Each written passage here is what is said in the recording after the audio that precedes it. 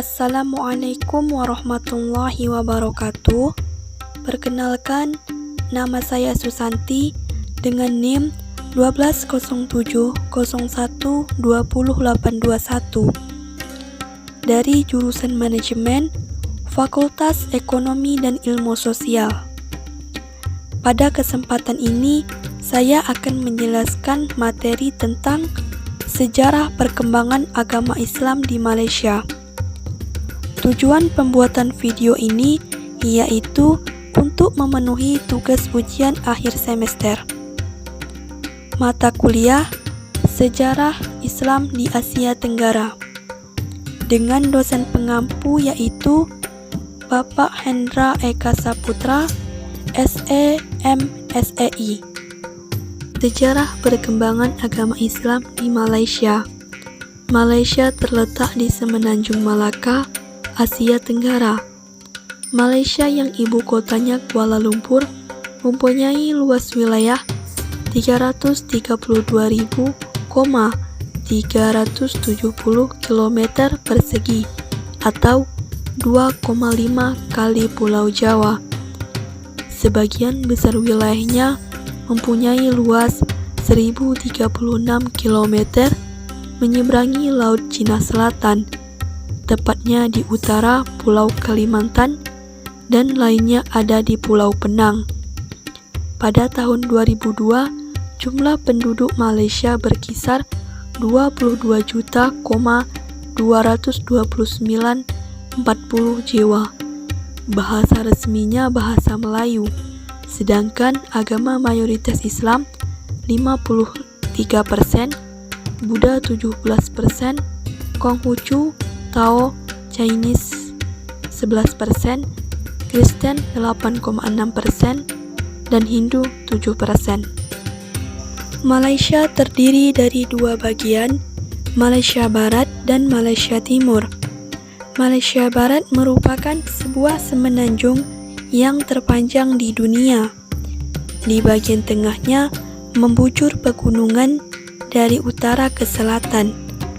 Pegunungan tersebut terdiri dari beberapa rangkaian sejajar. Daratan rendah utama adalah daratan rendah Kedah di utara, daratan rendah Selangor di barat, daratan rendah di Johor di selatan, daratan rendah Kelantang dan di Pahang di pantai timur. Daratan rendah di pantai timur makin ke selatan makin melebar. Negara ini dipisahkan ke dalam dua kawasan oleh Laut Cina Selatan. Malaysia berbatasan dengan Thailand, Indonesia, Singapura, Brunei, dan Filipina. Malaysia terletak di dekat Khatulistiwa dan beriklim tropika. Sebutan kepala negara Malaysia adalah yang di Pertuan Agung dan pemerintahnya dikepalai oleh seorang Perdana Menteri. Model pemerintahan Malaysia mirip dengan sistem parlementer Westminster. Suku Melayu menjadi suku terbesar dari populasi penduduk Malaysia.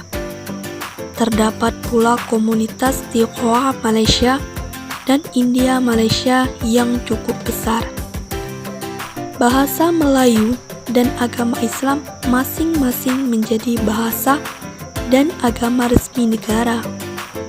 Penduduknya sebagian besar 61% terdiri dari suku Melayu pribumi, sedangkan masyarakat pendatang terdiri dari Muslim dan non-Muslim, yaitu Muslim dari Indonesia, Minangkabau, Jawa, Banjar, Bugis, Aceh, Mandailing, dan Muslim dari India, Cina, Pakistan, Persia, dan Turki.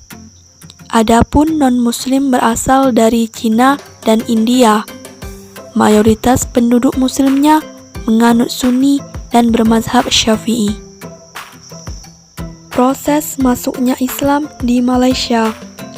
Sejarah masuknya Islam di Malaysia tidak terlepas dari peran kerajaan-kerajaan Melayu jauh sebelum datangnya Inggris di kawasan tersebut.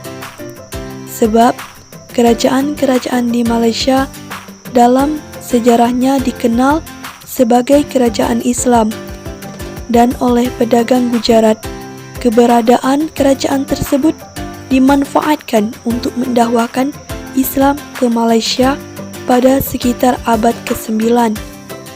Dari sini dapat dipahami bahwa Islam sampai ke Malaysia lebih belakangan ketimbang sampainya Islam di Indonesia yang sudah terlebih dahulu pada abad ke-7.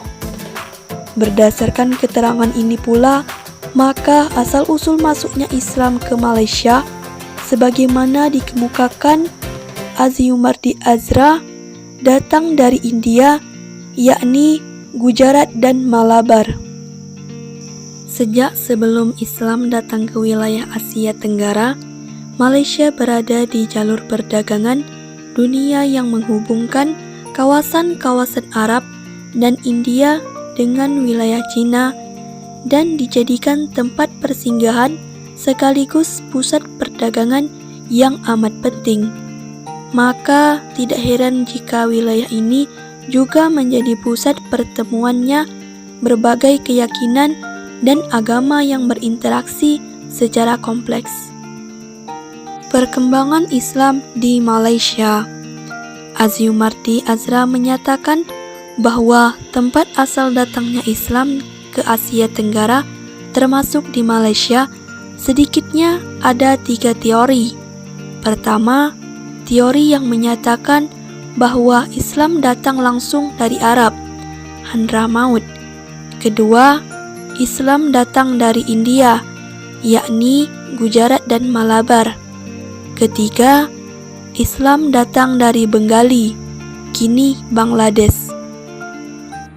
Sedangkan mengenai pola penerimaan Islam di Nusantara, termasuk di Malaysia, kita dapat merujuk pada pernyataan Ahmad M. Sewang bahwa penerimaan Islam pada beberapa tempat di Nusantara memperlihatkan 2 pola berbeda, yaitu pertama, Islam diterima terlebih dahulu oleh masyarakat lapisan bawah, kemudian berkembang dan diterima oleh masyarakat lapisan atas atau elit penguasa kerajaan. Yang kedua, Islam diterima langsung oleh elit penguasa kerajaan, kemudian disosialisasikan dan berkembang ke masyarakat bawah. Pola pertama biasa disebut bottom up dan pola kedua biasa disebut top down. Pola ini menyebabkan Islam berkembang pesat sampai pada saat sekarang di Malaysia.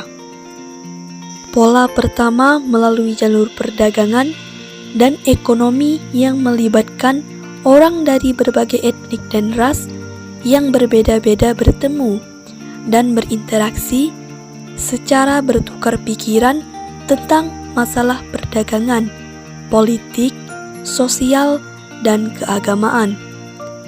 Di tengah komunitas yang majemuk ini, tentu saja terdapat tempat mereka berkumpul dan menghadiri kegiatan perdagangan, termasuk merancang strategi penyebaran agama Islam, mengikuti jalur jaringan-jaringan emporium yang telah mereka bina sejak lama.